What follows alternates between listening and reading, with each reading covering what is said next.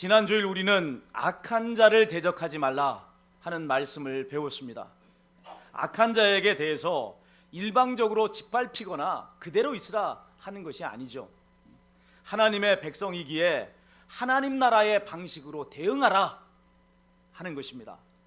오른뺨을 치거든 왼뺨을 돌려대고, 또 속옷을 가지겠다는 자에게는 겉옷까지 주고, 오리를 걸어가게 하는 자에게는 심리를 동행해 주라 하는 것이 이게 하나님 나라의 방식인 것입니다. 폭력을 대응하지 않고 사랑으로 대응하라 하는 것이죠. 동등한 인간이라는 것을 보여주라는 겁니다. 폭력은 이 세상의 삶의 원리입니다. 반면에 사랑은 하나님 나라의 삶의 원리인 것입니다. 비폭력 저항운동의 대표적인 인물을 꼽으면 인도의 간디를 꼽을 수가 있습니다. 당시에 인도는 영국 식민 지배하에 있었습니다. 무력으로서는 도저히 영국을 이길 수가 없었습니다. 그랬기에 간디는 비폭력 저항을 독립운동의 핵심 전술로 사용했습니다. 그의 독립운동은 성공을 해서 1947년 8월 15일에 마침내 독립을 쟁취했습니다. 비폭력으로 폭력을 이긴 것이죠. 그러나 이 간디의 비폭력 저항운동은 예수님께서 가르치신 말씀과는 다르다는 사실을 알아야 합니다. 간디가 비폭력 저항을 그의 독립운동의 방법으로 취했던 이유가 무엇 때문이에요? 영국군에 대항하기 위해서 인도가 가지고 있는 이 힘이라고 하는 이것은 비교할 수가 없었기 때문에 그렇습니다. 힘으로서는 도저히 영국군을 이길 수가 없는 거죠. 만일에 인도가 영국군을 이길 수 있는 힘이 있었다면 간디는 절대로 비폭력 저항이라는 방법을 취하지 않았을 것입니다. 그러니까 간디가 취한 이 비폭력 저항이라고 하는 것은 다름 아닌 독립운동의 수단이었어요. 하나의 전술에 지나지 않았다 하는 사실을 알아야 됩니다. 또 간디의 이 비폭력 저항 운동의 근원에는 이웃사랑이라고 하는 하나님 나라의 원리도 들어있지 않는 것입니다. 하나님의 백성인 우리는 힘이 있든 없든 폭력을 동원해서는 안 됩니다. 왜 그렇죠? 왜 우리는 폭력을 쓰면 안 되죠? 폭력이 어디의 삶의 원리예요? 세상의 삶의 원리란 말이에요. 하나님 나라의 삶의 원리는 여러분 사랑입니다. 그러기에 우리가 하나님의 백성이라고 하면 마땅히 사랑으로 상대들을 대하는 그것이 맞는 일인 것입니다. 이제 이 시간에는 너희 원수를 사랑하라는 말씀을 살펴볼 것입니다. 악한 자를 대적하지 말라 하는 이 말씀은 이웃사랑의 소극적인 면이라고 한다면, 너희 원수를 사랑하라 하는 이 말씀은 이웃사랑의 적극적인 면이라고 말씀을 드릴 수가 있습니다. 먼저 전통적인 의의 진술이 있고 이에 대한 예수님의 반제가 나옵니다. 앞서 나온 말씀들과 동일한 구조인 거죠. 전통적인 의는 뭐라고 가르쳤습니까? 내 이웃을 사랑하고 내 원수를 미워하라 하는 것이었습니다. 그런데 이 말씀은 구약 성경에 나오지 않아요. 레위기 19장 18절을 보면 이렇게 기록되어 있습니다. 원수를 갚지 말며 동포를 원망하지 말며 내 이웃 사랑하기를 내 자신과 같이 사랑하라. 나는 여호와이니라. 자, 여기 이 말씀을 보면요, 내 이웃을 사랑하라는 말씀은 나오지만 내 원수를 미워하라는 말씀이 나와요, 안 나와요? 나오지 않잖아요. 구약 성경 어디에도요 하나님께서 내 원수를 미워하라 그렇게 말씀하신 곳이 없어요. 그런데도 내 이웃을 사랑하고 내 이웃을 사랑하고 내 원수를 미워하라라고 가르친 이유가 무엇 때문입니까? 서기관과 바리새인들이 그렇게 해석을 한 거예요. 레위기 19장에 나오는 이웃은요 동족입니다. 그래서 서기관과 바리새인들은 내 이웃을 사랑하라는 이 말씀을 동족에게만 적용을 시킨 거예요. 말씀을 주신 하나님의 의도와 마음은 생각하지 않은 채 성경을 그냥 문자적으로만 해석을 한 것입니다. 그러다 보니까 내 이웃이 누구인가 라고 하는 질문이 자꾸만 따라 나오는 거예요. 유대인들이 가졌던 이웃이라고 하는 개념은요, 대단히 편협합니다. 앞서 말씀드린 대로 유대인에게 이웃은요, 유대인입니다. 유대인이 아닌 사람들은 이웃이 아니에요. 그리고 유대인 가운데서도 또 누가 이웃이 되느냐면 자기와 동등한 계층의 사람, 이 사람만이 이웃이 될 수 있는 거예요. 이런 유대인들의 이웃사랑의 문제점을 예리하게 지적한 것이 선한 사마리아 사람 비유입니다. 강도 만나 죽어가는 사람을 보고 제사장과 레위인은 그를 돕지 않고 피해서 갔습니다. 왜 그랬을까요? 왜 이 강도 만나 죽어가는 사람을 왜 안 도운 거죠? 왜 피해 간 거죠? 자기가 또 강도가 만날까 싶어서 겁이 나서 그런 거예요? 본질은 그것이 아니란 말이에요. 제사장에게, 레위인에게 강도 만나 죽어가는 이 사람은 이웃이에요, 아니에요? 아니란 말이에요. 그 사람은 제사장도 아니고 레위 사람도 아니란 말이에요. 그가 제사장이었으면 틀림없이 제사장은 가서 도왔을 것입니다. 그가 레위 사람이었으면 레위는 틀림없이 가서 도왔을 것입니다. 그런데 그 사람은 제사장도 아니었고 레위 사람도 아니었어요. 이웃이 아니죠. 도와야 될 이유가 없는 거예요. 그러나 이런 식의 이웃사랑은 참된 하나님의 백성에 의일 수가 없습니다. 세상 사람들도 세상 사람들의 이웃사랑과 전혀 다른 것이 없는 것 아니겠어요? 자, 한번 봅시다. 46절, 47절 함께 차례로 읽어보겠습니다. 46절, 47절입니다. 너희가 너희를 사랑하는 자를 사랑하면 무슨 상이 있으리요? 세리도 이같이 아니하느냐? 또 너희가 너희 형제에게만 무난하면 남보다 더한 것이 무엇이냐? 이방인들도 이같이 아니하느냐? 아멘. 나를 사랑하는 사람을 사랑하는 것은 누구나 다 하는 일이에요. 또 형제에게 무난하는 것 역시 누구나 다 하는 것입니다. 하나님의 백성은 여러분 이런 이방인이 다 하는 것과 같은 그런 사랑 수준에 얽매여서는 안 된다는 거예요. 이웃 개념이 이런 이방 사람들이 가지고 있는 이웃 개념에 얽매여서는 안 된다는 거죠. 여러분, 나를 사랑하는 사람을 사랑하고 내 형제에게만 무난하는 것, 이것은 뭐냐면 편협한 이기주의적인 사랑이라고 할 수 있습니다. 소위 말해서 기브 앤 테이크의 사랑이죠. 자기 이익에 근거한 사랑이다 이거예요. 이런 식의 이웃 개념, 이웃 사랑은요, 사람들 사이에 선을 긋고 또 편을 나누는 현상을 가져옵니다. 내 편에 속한 사람은 무조건 사랑하잖아요. 잘못을 저질러도 괜찮아 이렇게 하는 것 아닙니까?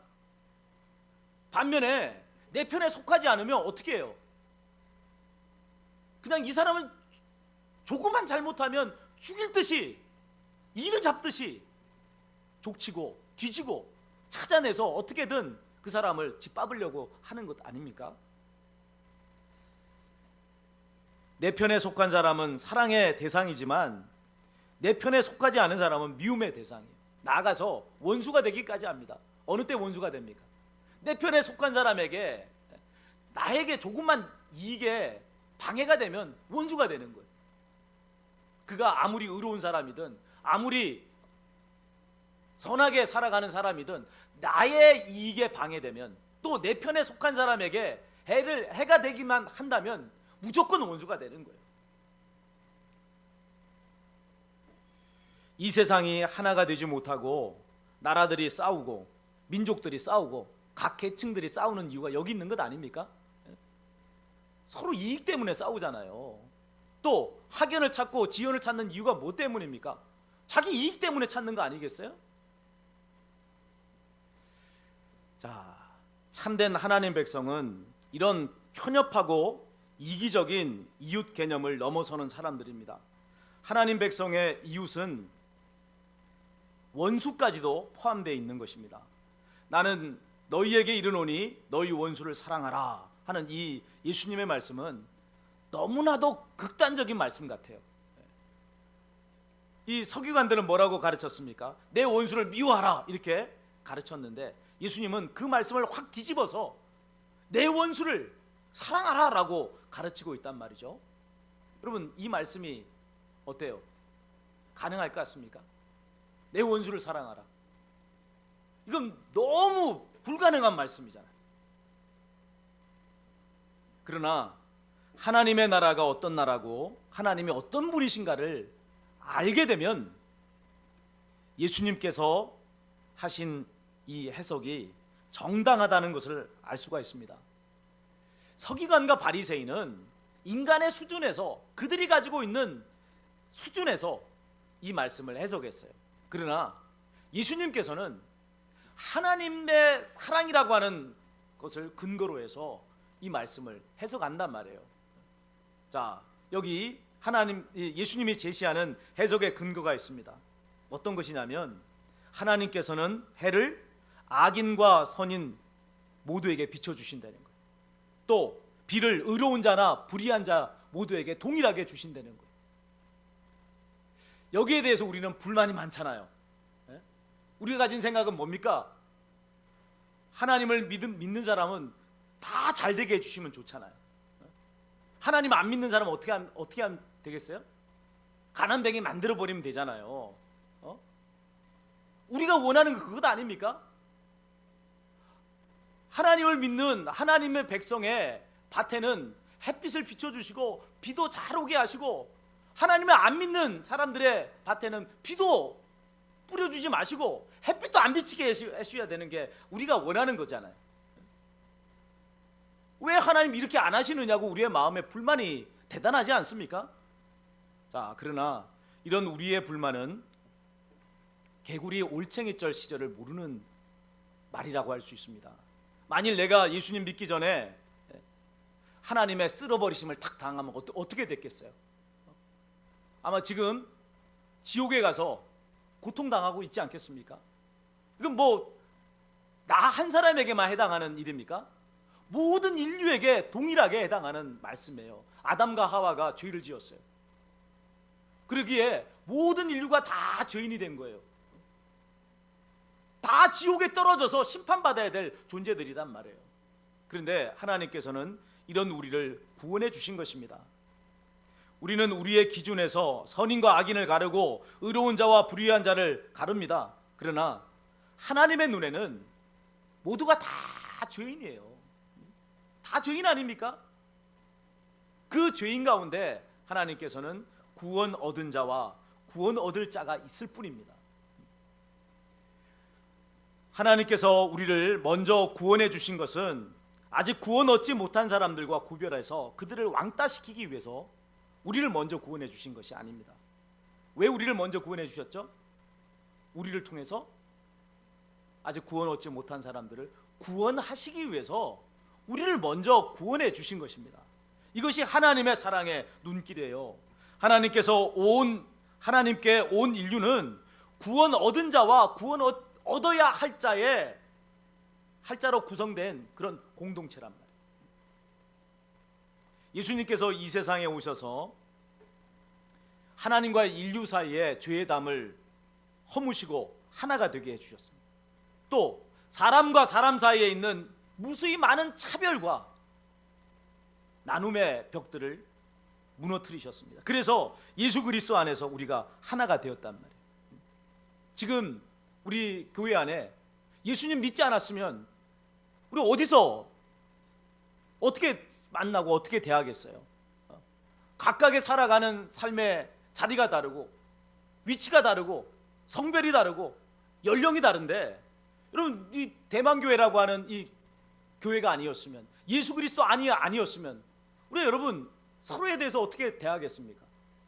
세상 사람과 다를 바 없이 서로 대하며 살아가는 거예요. 그런데 예수 그리스도 안에서 구원 얻은 하나님의 백성이 되는 그 순간 벽이 허물어졌잖아요. 돈이 많고 적금이 문제가 안 되잖아요. 지금은 건강하고 건강하지 못함이 문제가 아니잖아요. 사회적 신분과 무슨 상관이 있어요? 다 예수님 안에서 우리는 한 가족이 됐단 말이죠. 마찬가지로 여러분 이것이 교회 안에서만 한정된 일이 아니라는 것입니다. 하나님께서 우리에게 말씀하시고자 하는 것은, 여러분, 이제 온 세상이 하나 되는 것을 너희가 바라보라고 말씀을 하신 것이죠. 온 인류가 예수 그리스도 안에서 하나님의 사랑으로 하나 되는 것, 이것이 하나님의 나라입니다. 따라서 우리가 하나님의 백성이라면 원수까지도 이웃이라고 하는 개념 속에 들어있어야 되는 거예요.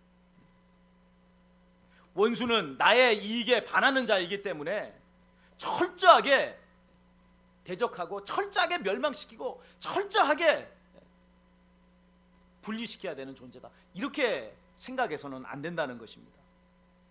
같은 성도라 해서 사랑하고 불교도라 해서 미워해서는 안 된다는 그런 이야기예요. 그를 불쌍히 여기고 그리스도께로 인도할 수 있도록 사랑하는 사람이 되어야 한다는 것입니다. 이것이 여러분 선한 사마리아 사람을 통해서 보여주시는 예수님의 말씀 아니에요? 여러분, 이 당시에 사회적인 눈으로 바라보면 사마리아 사람에게 유대인은요 원수였어요. 또 유대인에게 사마리아 사람은 원수였죠. 그러기에 사마리아 사람이 죽어가고 있는 이 유대인을 도와줘야 될 이유가 없는 거예요. 너무나 잘 됐다고 박수치면서 껄껄 웃으면서 가야 되는 그런 상황이었어요. 원수가 죽어가는 거 아니에요?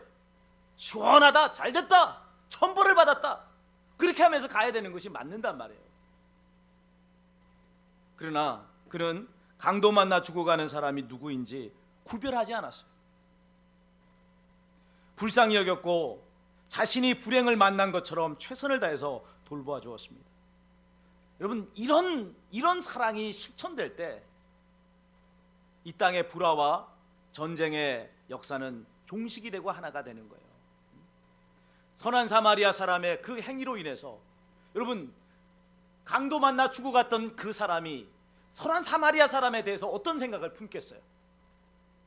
그가 죽음의 자리에서 살아났음에도 불구하고 여전히 사마리아 사람을 원수 대하듯이 하겠어요? 너는 인간도 아니야.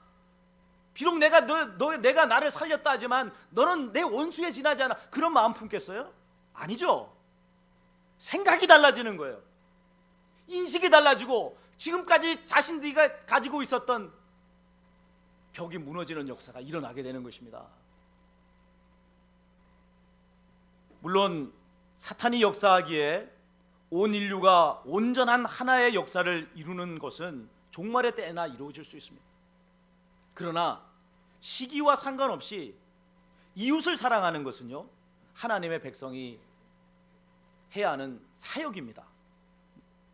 하나님 백성은 죽어서 천국 들어가는 사람이 아니라 이 세상에서 하나님 나라의 삶의 원리대로 살아가면서 하나님 나라를 보여주는 사람이 하나님 백성이에요. 그 일을 하지 못하면 천국에 들어가지 못하는 거예요. 이것이 예수님께서 말씀하시는 가르침의 핵심입니다. 너희가 입으로 주여 주여 한다고 해서 다 천국 들어갈 것이 아니라 하늘에 계신 내 아버지의 뜻대로 행하는 자라야 천국에 들어간다라고 말씀하셨습니다. 이 땅에 살아가면서 하나님 나라의 원리대로 하나님 나라를 보여주는 사람으로 살아갈 때 그 사람이 진짜 하나님의 백성이라는 것입니다. 하나님 나라의 원리의 양대축은요, 수직적으로는 하나님을 사랑하는 거죠. 수평적으로는 이웃을 사랑하는 것입니다. 이 사랑의 이중 계명이 성도의 삶의 원리입니다. 이 원리는 어디서 나왔어요? 위로는 하나님을 사랑하고 옆으로는 이웃을 사랑하는 이 사랑의 원리가 어디서 나온 거죠? 누구에게서 나온 거죠? 하나님에게서 나온 거잖아요. 하나님은 사랑이시기 때문에 여러분, 하나님을 사랑하고 이웃을 사랑하는 것은 당연히 하나님 나라의 원리고 하나님 백성이 살아가야 될 삶의 지침이 되는 것입니다. 이런 하나님 나라의 원리를 도외시한 채 할례를 받았느니 받지 않았느니 또 무슨 법을 지키니 지키지 않느니 하는 것 가지고 네 편 내 편을 구분하는 것은 잘못돼도 한참 잘못된 것이라 하는 겁니다. 48절은요, 너희 원수를 사랑하라는 말씀의 결론이고 또 앞에 모든 진술들의 최종 결론입니다. 우리 48절 함께 소리내서 읽겠습니다. 그러므로 하늘에 계신 너희 아버지의 온전하심과 같이 너희도 온전하라. 아멘. 여기 온전하라라는 말씀이 나와요. 이 온전이라고 하는 이 말이 헬라어로는 탈레이오스입니다. 탈레이오스. 이 탈레이오스라고 하는 이 말은 이 완벽하다는 의미도 있어요. 퍼펙트. 어떤 부분에 있어도 부족함이 없는 완전한, 이게 이제 탈레이오스의 의미가 있습니다. 그러나 또 한편 어떤 의미를 가지고 있느냐면 전부 나누어지지 않는, 온전하다는 것이 그것이 아닙니까? 꽉 찬, 어느에도 빈 공간이 없는 그런 의미가 온전하다는 거예요. 여러분, 우리는 하나님처럼 완벽한 존재는 아닙니다. 우린 퍼펙트합니까? 완벽한 존재가 아니죠. 전지전능한 존재가 아니란 말이에요. 그러나 우리가 하나님과 같은 사랑의 마음을 품으면 온전해질 수 있습니다. 완벽하지는 않지만 온전해지는, 부족함이 없는 자가 되는 그런 역사가 일어난다는 것입니다. 어느 때요? 하나님의 사랑으로 가득 차면. 자, 그러면 끝으로 너희 원수를 사랑하라 하는 이 주님의 말씀을 구체적으로 어떻게 실천할 것인가 하는 것을 알아봅시다. 자, 어떻게 하면 원수를 사랑할까요? 그것이 바로 기도하는 것입니다. 너희 원수를 사랑하며 너희를 박해하는 자를 위해서 기도하라, 이렇게 말씀하잖아요. 여러분, 여기 나오는 이 너희 원수를 사랑하라 하는 것이 이게 원리라면, 너희를 박해하는 자를 위해서 기도하라 하는 것은 이 사랑의 원리를 구체적으로 실행하는 지침이에요. 원수의 대표적인 사람이 누굽니까? 우리를 박해하는 사람. 그렇죠. 그래서 이 사람에 대해서 우리가 기도할 때 이것이 바로 원수를 사랑하라고 하는 이 원리대로 살아가는 삶이 되는 것입니다. 하나님께서 너희를 박해하는 자를 위해서 기도하라 라고 말씀을 하신 이유가 있습니다. 왜냐하면 아무리 하나님 나라의 원리를 안다 할지라도 우리 스스로에게는 원수를 사랑할 수 있는 능력이 없잖아요. 오늘도 제가 강단에서 여러분에게 원수를 사랑하십시오, 원수를 사랑하십시오, 원수를 사랑하십시오 100번 1000번을 여러분에게 전달한들 우리 스스로에게는 원수를 사랑할 능력이 없는 거예요. 그러기에 여러분, 하나님께서는 기도하라고 말씀하시는 거죠. 기도할 때 어떤 일이 벌어지죠? 하나님으로부터 위로가 임하는 거예요. 원수가 나를 박해했어요. 나에게 큰 고통을 입혔어요. 그때 하나님 앞에 기도할 때 하나님의 위로가 임해서 우리의 상처난 마음, 우리의 망가진 그런 삶의 부분들을 하나님께서 안으시고 치유해 주시는 역사가 일어나는 것입니다. 또 기도할 때 어떤 일이 일어나는 것입니까? 여러분, 핍박하는 자를 위해서 기도하는 그것 자체가 이웃사랑을 실천하는 구체적인 방법인 것입니다. 또 세 번째, 기도할 때 여러분, 원수를 사랑할 수 있는, 그래서 하나님의 말씀을 실천할 수 있는 능력이 우리에게 주어지는 거예요. 능력도 없는데 어떻게 이 사랑을 실천하겠어요? 근데 기도하면 성령께서 우리에게 강력하게 임하셔서 실천할 수 있는 능력이 있는 것입니다. 코리뎀 붐이라고 하는 여자분이 있습니다. 이분은 이 나치의 유대인 핍박의 때 그의 모든 가족을 다 잃어버린 사람이었습니다. 근데 이 분은 그 나치의 수용소에서 극적으로 살아남았어요. 근데 그러면서 이분이 2차 세계대전 이후에 전 유럽의 교회를 다니면서 어떤 메시지를 전했느냐면 원수를 사랑하는 하나님의 말씀을 전했어요.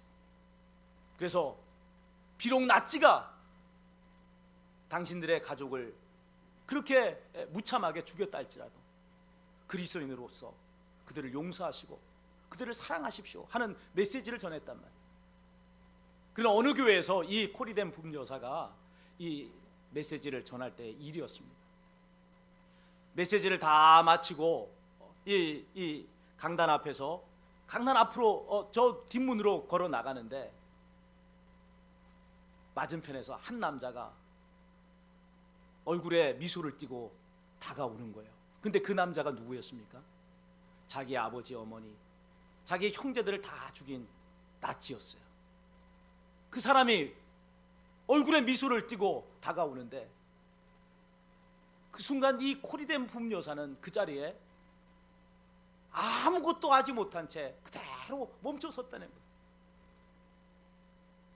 자기가 원수를 사랑하라고 하는 이 말씀을 전하고 이 메시지를 전했음에도 불구하고 자기가 원수로 생각하는 그 사람이 다가왔을 때 아무것도 할 수 없다는 거예요. 마음으로 하나님 어찌하면 좋겠습니까? 나는 저자의 정체를 밝히고 저자를 죽이고 싶습니다 라고 그렇게 울부짖었대요. 그때 하나님께서 너의 손을 내밀어라 하디라는 거예요. 너의 손을 내밀어라. 하나님, 나는 저자만큼은 손을 붙잡아 줄 수 없습니다. 저자만큼은 용서할 수 없습니다. 근데 강력하게 성령께서 코리덴 부녀사의 심령에 손을 내밀으라는 말씀을 계속 주시더라는 거예요. 자기도 모르는 사이에 이 다가온 그 남자의 손을 탁 잡았다는 거예요.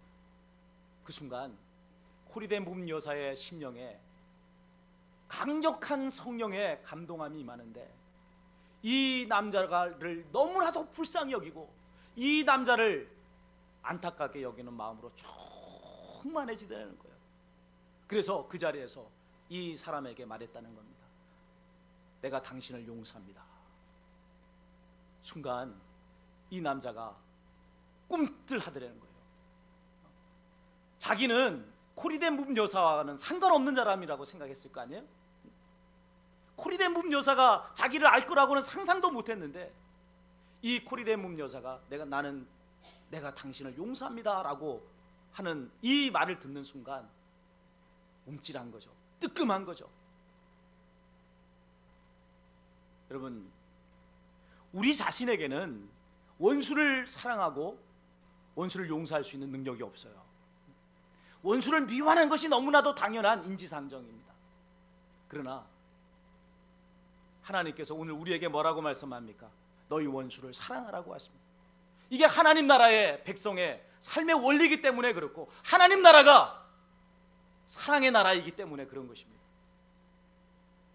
우리에게는 그것을 행할 수 있는 능력이 없지만 이 말씀대로 살려고 몸부림칠 때 성령께서 우리에게 그 사랑을 실천할 수 있는 능력을 주시는 것입니다.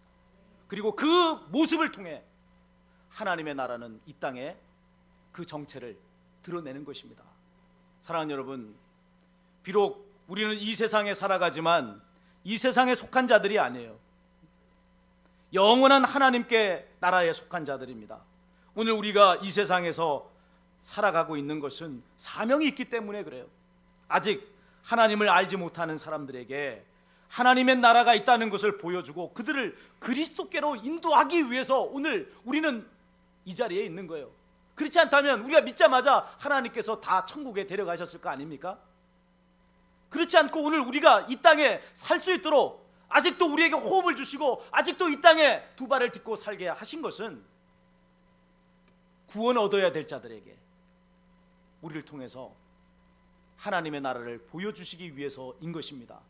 내가 누구인지 다시 한번 자신의 정체를 깊이 각성하시고 하나님 백성으로서 세상의 소금과 빛으로서의 사명을 감당하시는 저와 여러분이 다 되시기를 주님의 이름으로 축원을 드립니다.